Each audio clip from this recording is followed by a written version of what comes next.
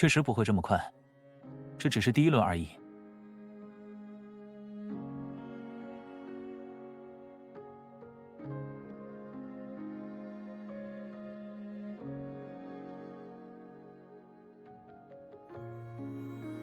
这上面算是我的秘密基地吧。偶尔想避开别人，找个安静的地方休息的时候，我就会到这儿来。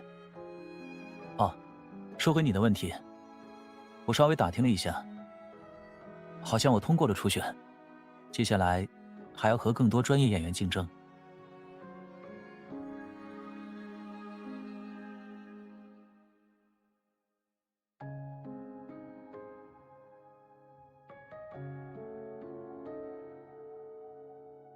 我会找个时间坦白的，在那之前，我还想再邀请你一次，没有任何善意的掩饰，是那种更正式的邀请。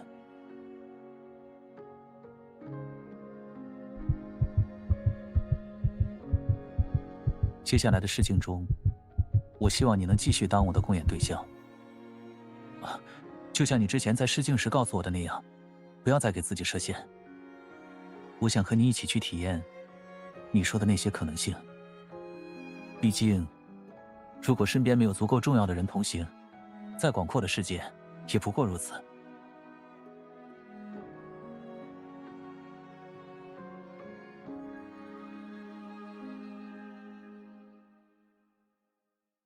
所以，你接下来有空吗？啊，我保证练习会和其他活动错开，不影响你的学业。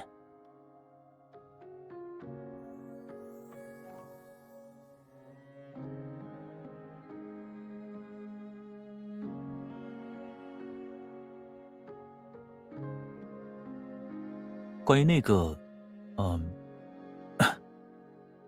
听说是无事生非的戏剧改编，将故事放在了现代社会。怎么了？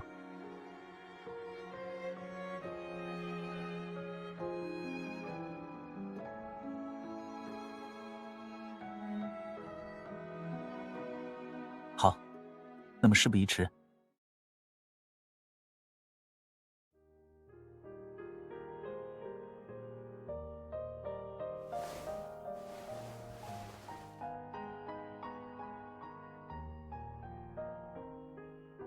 你不用顾虑什么。首先，我们的准备时间很充裕，再加上根据这一轮的试镜规则，演员可以适当的加入即兴元素。嗯，也就是说，你在剧中不管对我做什么，我都会配合。毕竟我们从现在开始，就要一起拓展未来的无限可能性了，对吗？也许一开始会不太适应，不过没关系，有必要时，我会努力引导你的。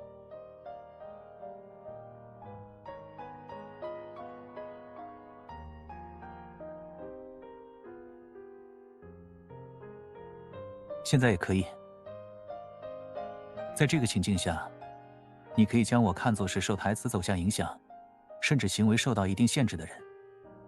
如果抛开剧情、抛开台词，以及其他更多会束缚我的一切，我们之间又会发生什么呢？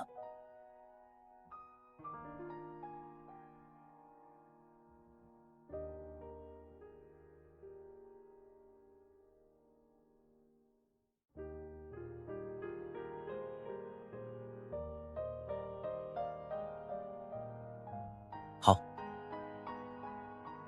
首先，关于我拿到的新剧本，